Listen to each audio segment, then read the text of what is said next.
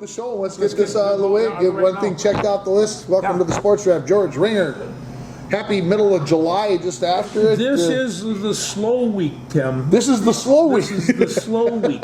Now, because the tennis matches are over, and they're taking a break from baseball, and it's just, I mean, the highlight of this week was watching Team USA. Who almost beat them? Australia. Yeah, that sounds right. They were dumb, but I was watching the game a little bit, and this wasn't. It wasn't a real serious game, but you know these guys still banging into each other pretty good. Well, they know that in a short period of time they're going to be doing this thing for real. Yeah. And of course everybody wants to take the USA down and prove that they're not. No, they do. And so every time the USA goes out there, they've got this target on them, which is fine. Yeah. That's kind of. I guess I would rather be that than the opposite way. Yeah. You'd be the hunted instead of the hunters. So. Yeah, it's going to get.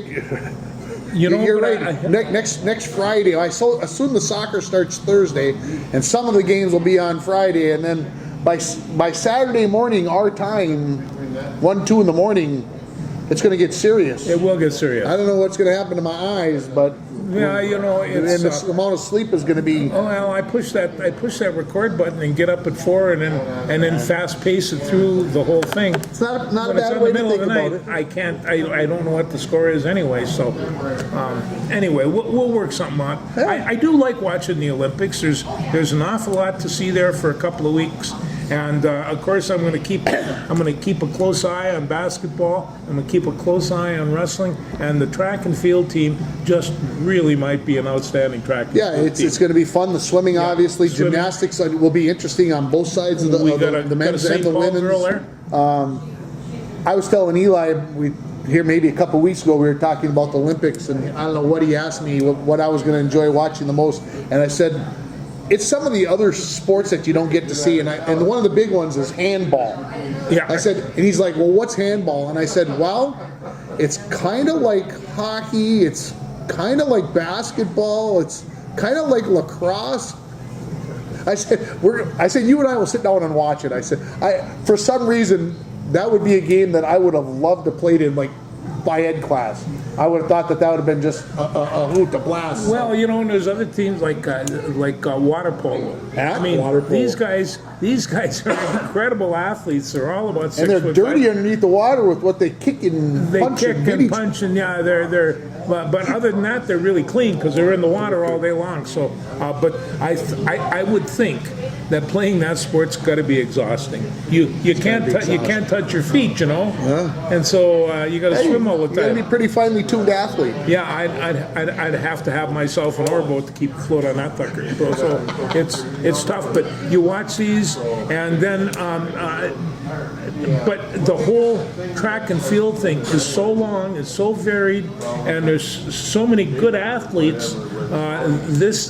That's going to be fun to watch, and you know the most popular of all those sports is of course the gymnastics, and they will have them on every night, and amazing enough, what's the most popular part of gymnastics are the women's gymnastics, and you know, and I mean, what can you say? These girls fly without wings. All I can say was, and this is what I pressure washed our house and garage over the last week and a half.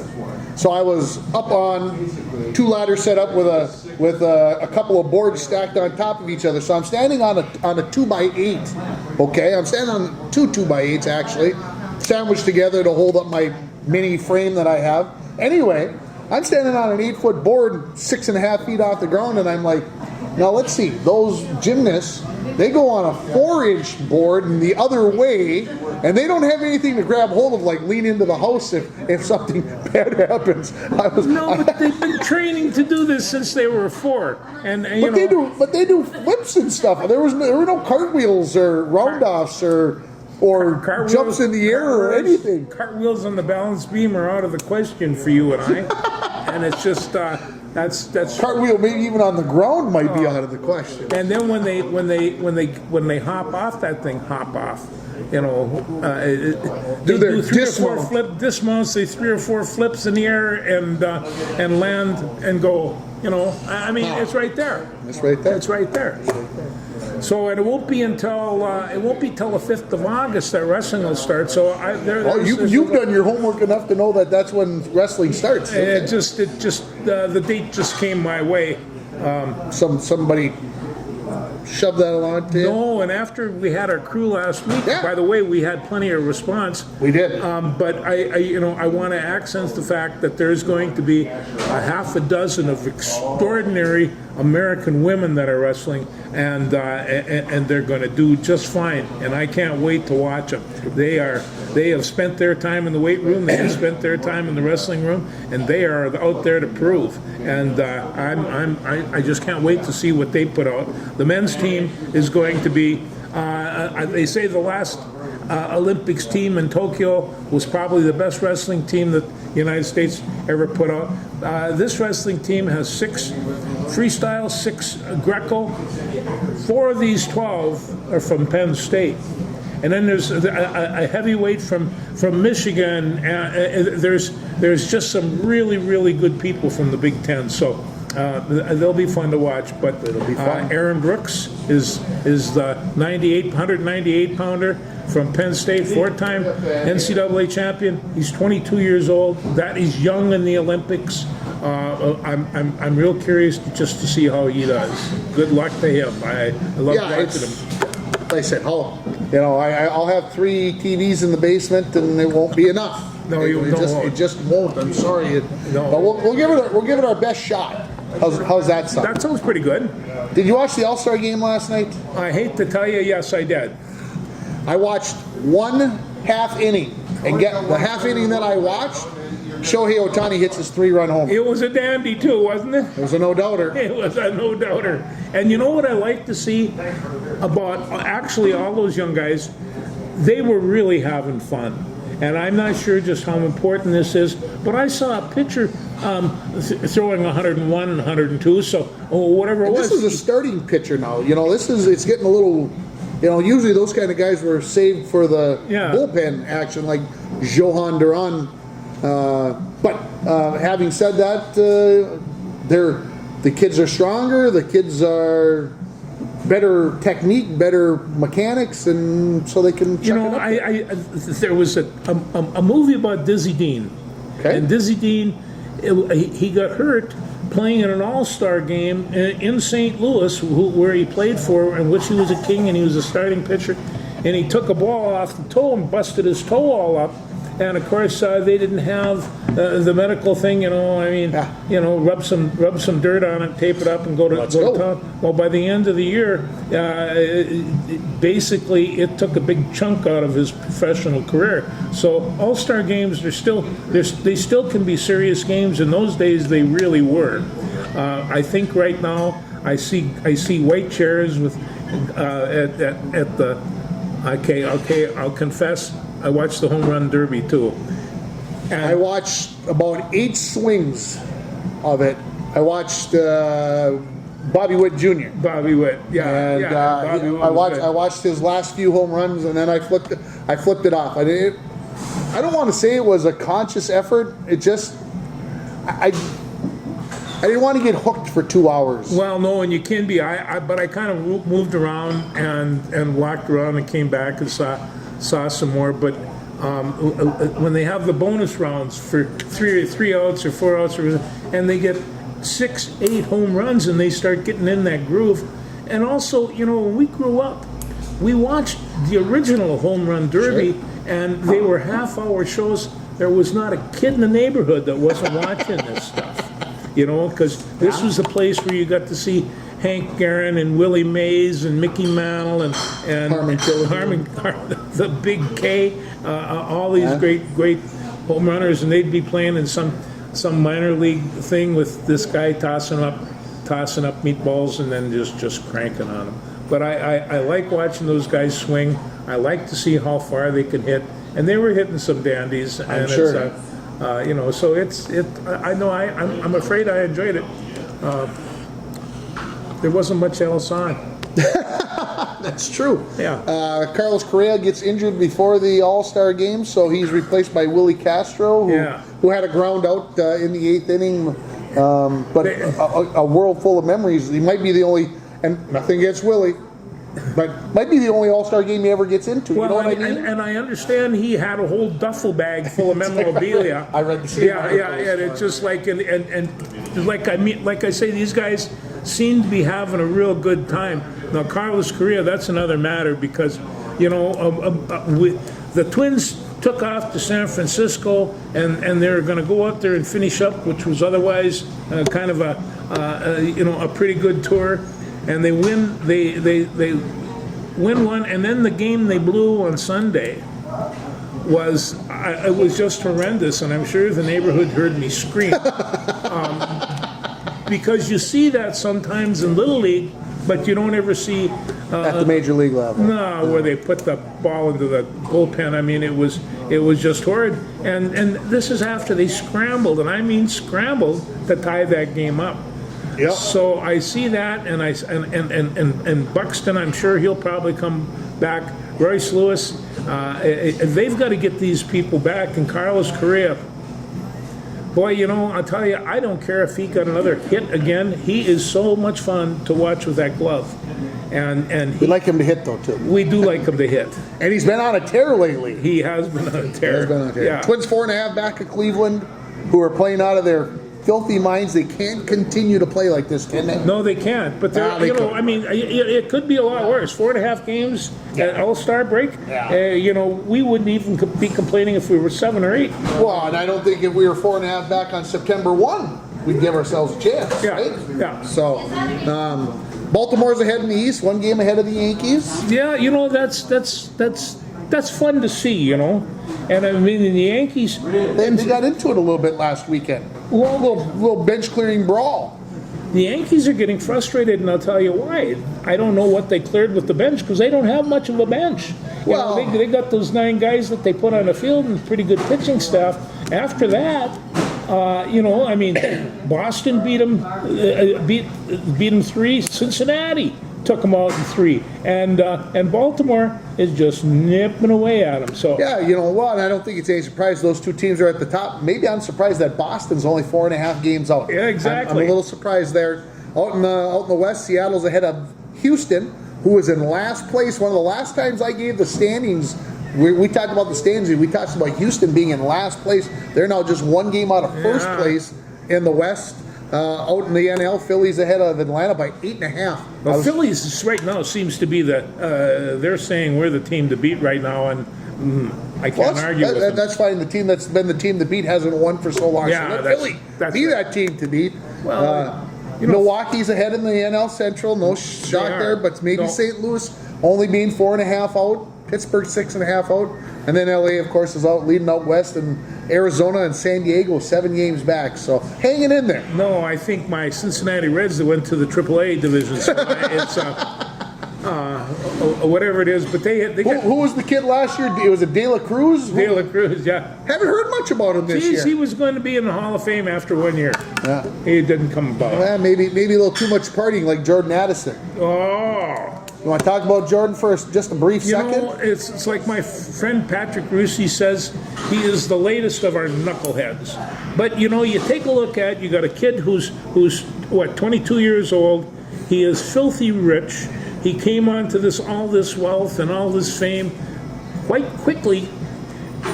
Last year, he drives at 140 miles an hour. You know what he got? $680 fine. Yeah. Well, I think this is just a little bit more serious, and It's a lot more serious. And if the league is going to do anything, they got to suspend him for, I don't know, 4 games, 5 games, and fine some of that thing for safety street Yeah, you know, organization or something. And also, I mean, they just lost a teammate here 2 weeks ago. And that's the tougher part when you've got somebody who possibly, should wake you up to what's going on. But we remember being invincible at that age, right? Yes. We, nothing was going to be wrong and we could do it and whatever else. And you know, he is filthy rich, and he should be able to find somebody to drive him around if he needs to go out and do a little party. Well, and I can't believe that I bet somebody. he's got a friend who would love to drive him around. Phew. If it was, especially in the Rolls Royce that he fell asleep in. If he needed a grandfather type, I'd go. There you go. Yeah. So anyway, we'll see what happens with Addison. I think the suspension is going to be shorter than 4 games. I think it'll be a 1-game suspension, and I believe that it will be levied by the Vikings and not by the league. Will say the Vikings took care of it. Yeah, you know, and it's kind of like, and somebody brought this up. Why is it that the major company washes their hands of it when they don't want to get involved? And so, but I think this might be more important than that. And the second time out, if the Vikings don't do something fairly radical, I think football will. And rightfully so. And rightfully so. Rightfully so. Yeah. What else you got on your sheet of paper? Well, I was listening to Marcus Fuller. He's the Star Tribune sports writer regarding Gopher Sports, and I see that you got Gopher Football. Well, that's a different animal. So Okay. Well, that's a conversation for after the show. Okay. This is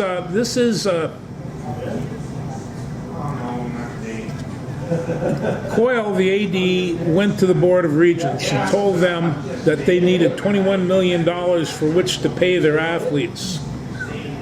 Yeah, that's kind of what that was going on. Now, the idea come up of non-revenue sports. There's no such thing as non-revenue sports now. They are now Olympic sports. Sounds a little better.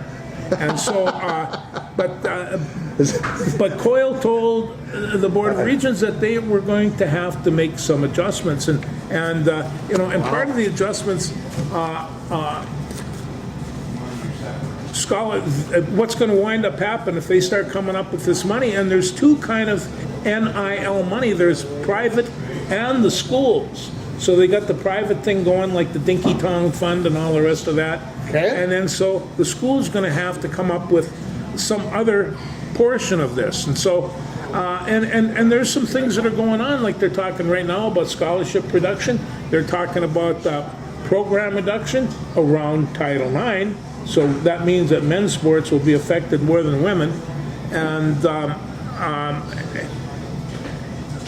shorter travel for bucketball. You remember when Clem Hassan used to take them to Hawaii all the time? Those guys are traveling, and now they can probably go to Des Moines.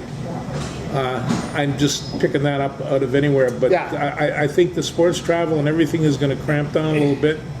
You know, the thing about this is, okay, we said that these athletes can get paid, and then what we're going to do is we're going to cut, and this is no whatever, because I don't know the background, but men's wrestling is one of those programs that's going to get cut, and to me that's a travesty. Olympic sport. It's an Olympic sport. Yeah. It's going to get cut. Yeah. We already cut. We got, what is it? Women's indoor track and field, but we don't have men's indoor track and field. And they've whacked up gymnastics as well. And they got rid of the, and they cut gymnastics, a program that could have paid for itself. And so, So I'm all in the name of money, right?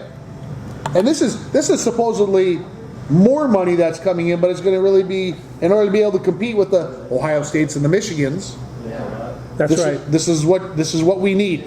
Well, and it comes about, like, when we're talking about the transfer portal.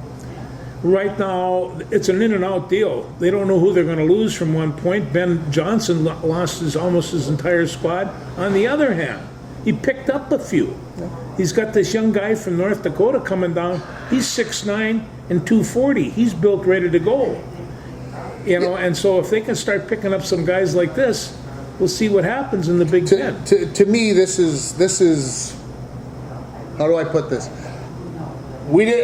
College basketball used to be a big deal in March because you rooted for a team that you knew who the guys were on the team. I've said this before, because they were with the team for 3 or 4 years, right? Well, no, I don't give a rip to really watch the tournament or the regular season because every team is different. This kid was playing at Syracuse last year, and that guy was playing at North Carolina, and this kid was at North Dakota.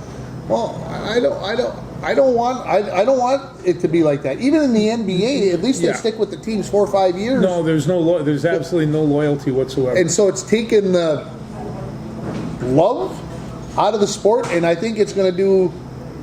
Well, there's still the people out there that are the diehards. I had a friend of mine, and you know who you are, Jim, sent me a thing this morning about the lawsuit that the NFL lost. That's going to cost them $14 billion, which sounds like a ton of money, but to the NFL, it's no big deal. We'll cover it. We'll get her done. And he said in his text to me, he said the NFL hates their fans, and I said no, it's not hate, it's greed.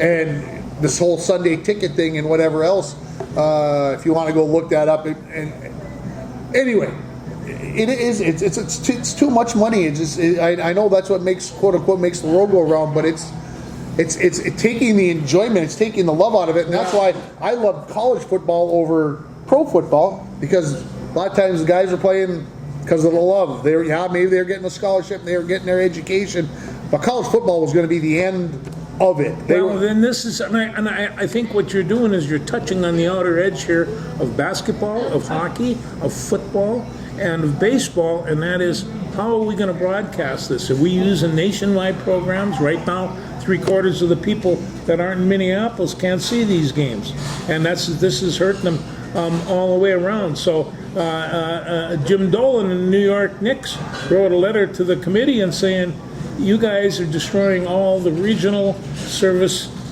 programs, and people aren't going to be able to see this game. So now they separate it up. You've got Peacock, you've got Paramount, you've got, that you have to have 4 or 5 different things to watch your sport. I think what they're going to do, they're going to cause a whole bunch of disinterest in this, and people are just going to quit watching. And I think that's happening to baseball right now. That's where I'm at. Yeah. I mean, I had to look up what the Twins were doing. I mean, I have no idea what the Twins are doing. That's maybe why I had no interest in watching the All-Star game, because I haven't watched the Twins since May 1st. Once I watched part of the game. They were on national TV the other night against San Francisco. I like watching this young Lee kid, and there's kids coming out, he's the real deal. He is. I think he might be the real deal. So I'm going to keep an eye on it, and I'm going to watch it. But the interest of it, I read the newspaper every day, and one of the first things I do in the sports is say where everybody's at. Sure. So I know that a couple of weeks ago they were 7 and 8 games out. Now they're 4.5 games out. They must be doing something right, and they're winning more games than they're losing, which is key to making that playoff run. It seems to be, yeah. But when we talk about this Dolan deal, he is really coming down and saying, you people are doing this solely for the money, and you're hurting the fans, and you're hurting media sports, and I appreciate what they're doing. They're coming across with a plan for $11 billion media contract. Now I'm not quite sure what $11 billion is, but I know it's a lot, and it's Well, and the thing is, I heard that we're talking about per customer now for like the Twins.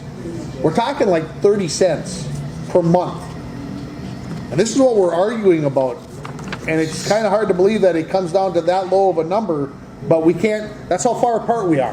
I'm not saying 30 cents a month for the whole thing. I'm saying that's what the difference is, and we're arguing Midco versus the Twins or Bally Sports or whatever, however it is you want to argue it. And I'm like, holy smokes! But all those customers, 30 cents a month adds up to a whole bunch. Well, or whatever it is. It does, and of course, I just want it to be on the screen here. I want everybody that wants to watch a baseball game in the summer afternoon, summer evening, should be able to. And even if it's on at 9:30 on the West Coast. But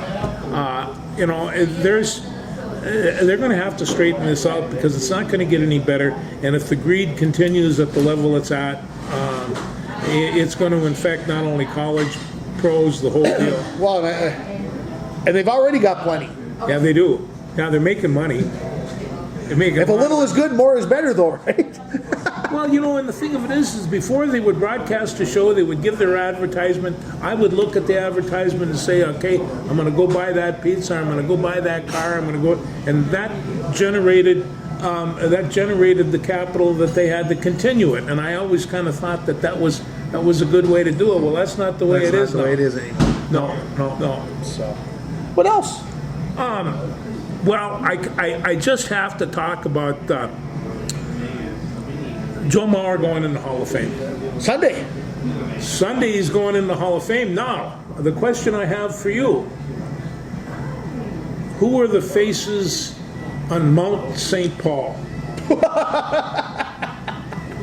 Wow. You could spit those out. Wow, yeah. Well, Joe's on there along with Dave Winfield, and Paul Molitor, and who's the other one I'm missing here? For heaven's sakes, you're Jake Paul.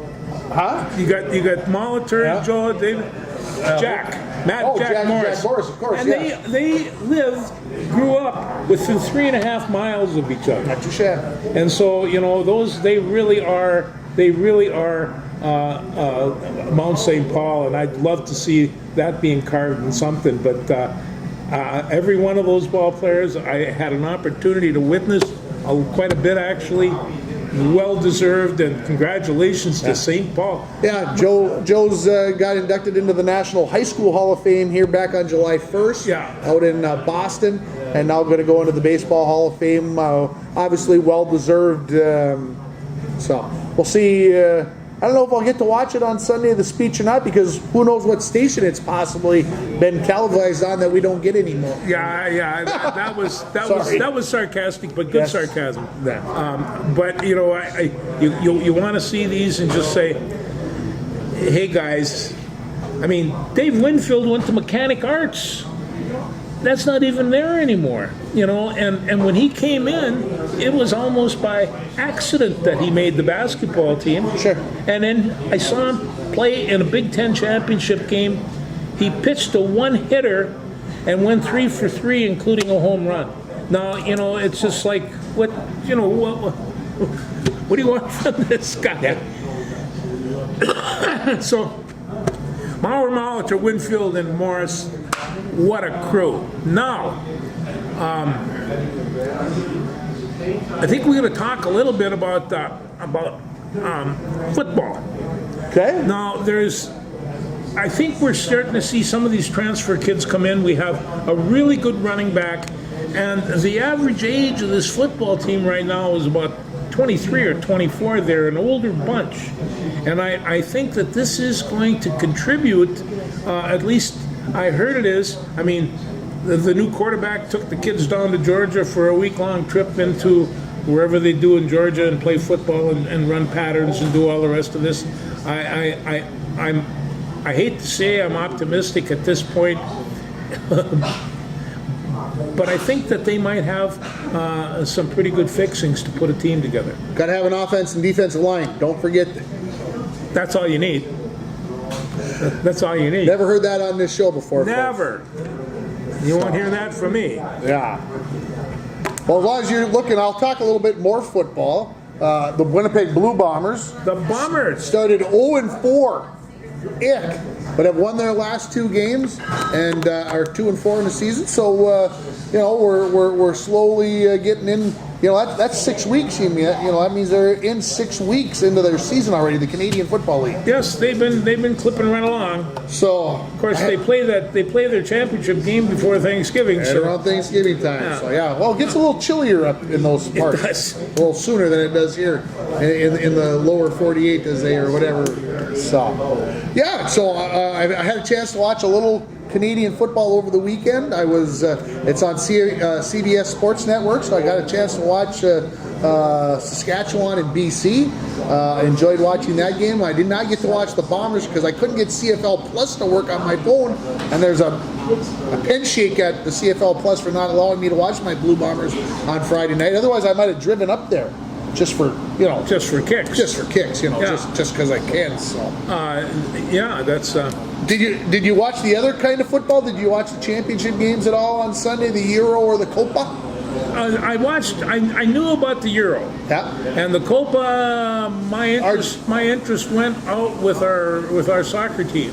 Yeah. But I did manage to catch some tennis. Yeah. And my good friend Djokovic, he's 37 years old now, and it kind of showed. And Yes, Carlos Alcaraz is yeah. I mean, he's going to be tough to beat. In all respect to Djokovic, knee injury at the French, came back ahead of schedule and made it all the way to the finals. yeah, 3 weeks ago he had that. So maybe he can make a run at Alcaraz at the U.S. Open.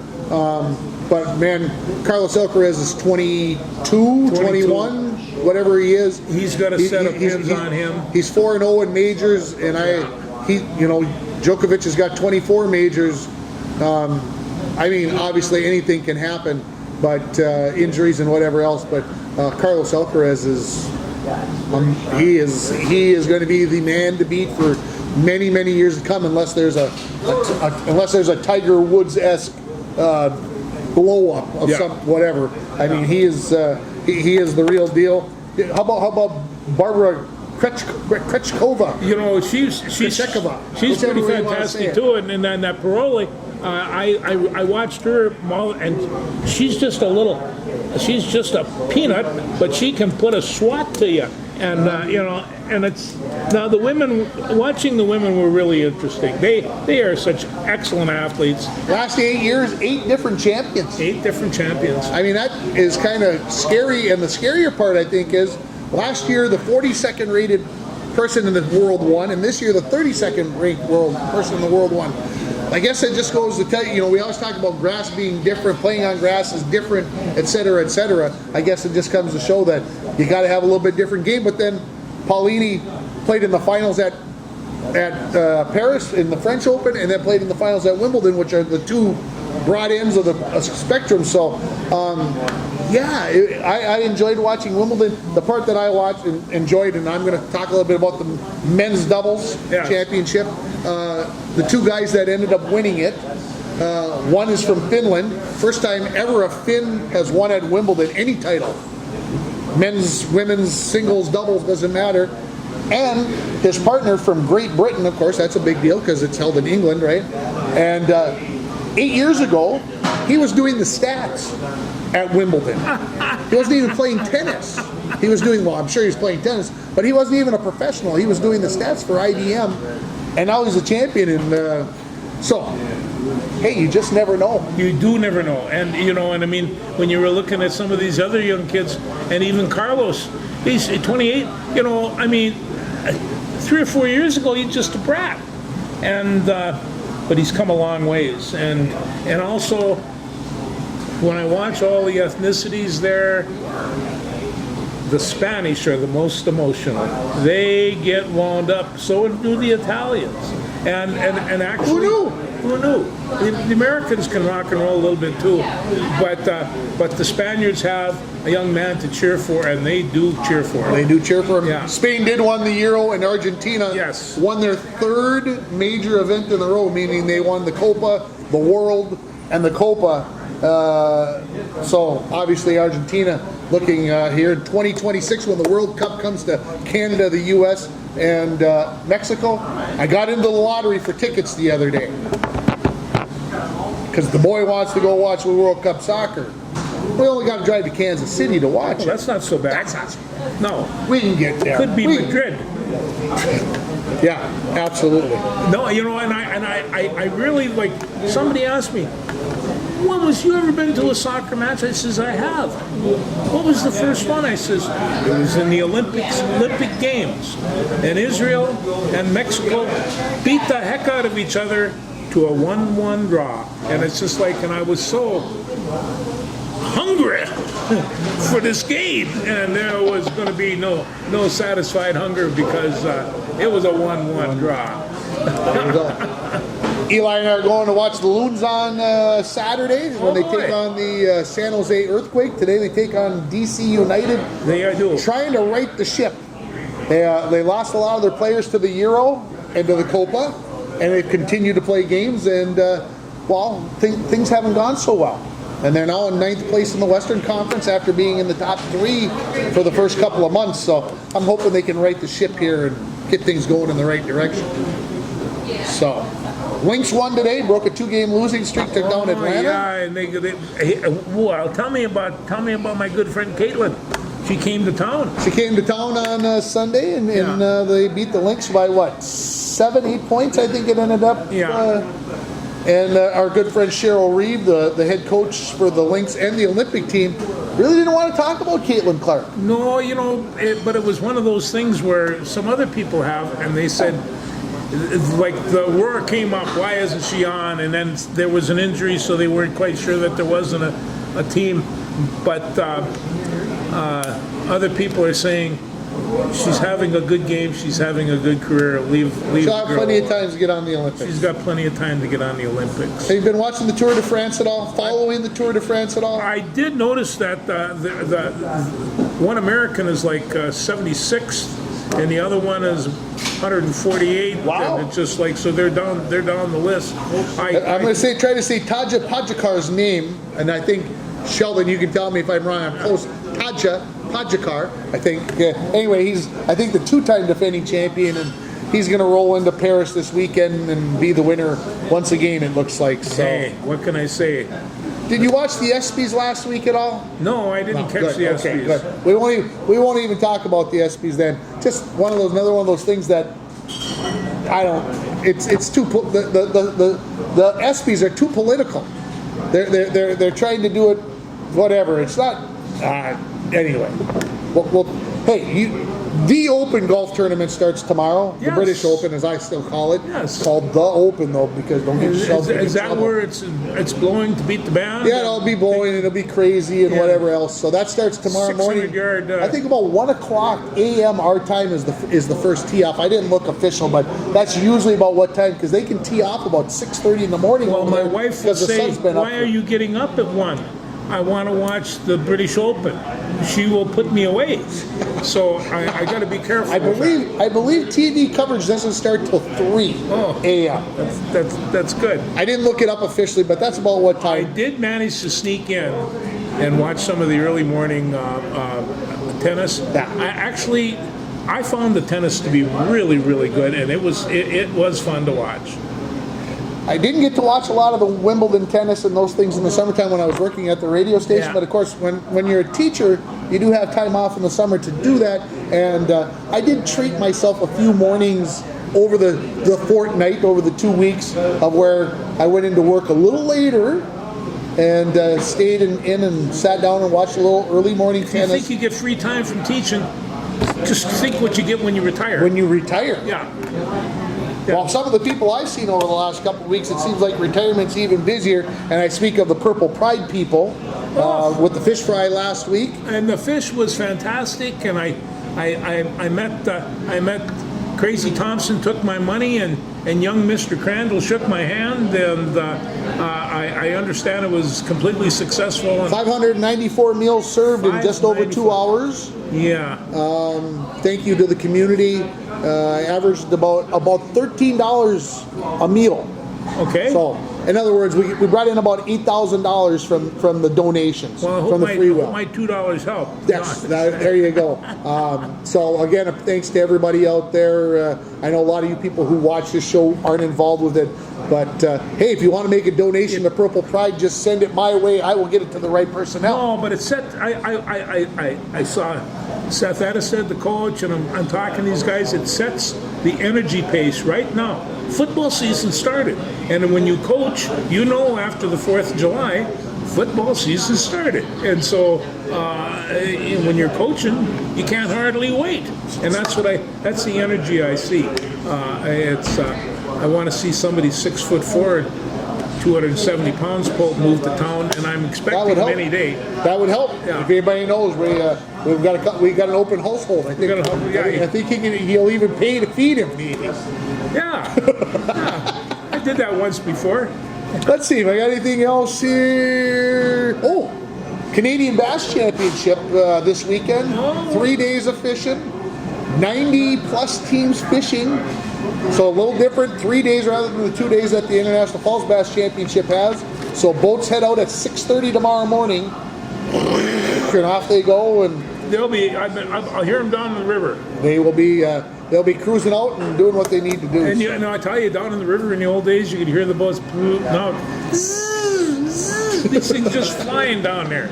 It's crazy. I'm taking a look here. Is there anything else? Yeah, I've actually been watching. I watched the Clippers in their summer league a little bit to catch on Cam Christie.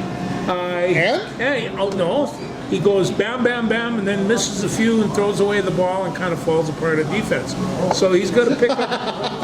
He's got to kind of pick those up. But there's no doubt about it. The kid can shoot. It's just that he did get cold a couple of times, but he hit a few, and I think he'll be just right. But Tim, you know, and I know this. There's a big difference between college and pro basketball, and it's just he's just discovering that right now. Next week we'll be talking the Olympics. Well, we're going to probably have to do the show on Friday because I'm going to be gone all week. So we'll on the day of we'll get our Olympic stuff out there, and we'll get everybody up to date on where to watch and how to watch and when to watch and all that other I stuff. want to thank our friend Jen over there in the municipal liquor store. We don't really bring it up very often, but this is a great crew in here. So come on over. We haven't even been outside this summer to do a show. We haven't been out to your house. We haven't even. Today probably been the perfect day to set up for the picnic table outside because it's only 70 degrees instead of maybe next week. We'll still get time. We still got time. We appreciate you watching. We'll see you next week. Thanks. Bye.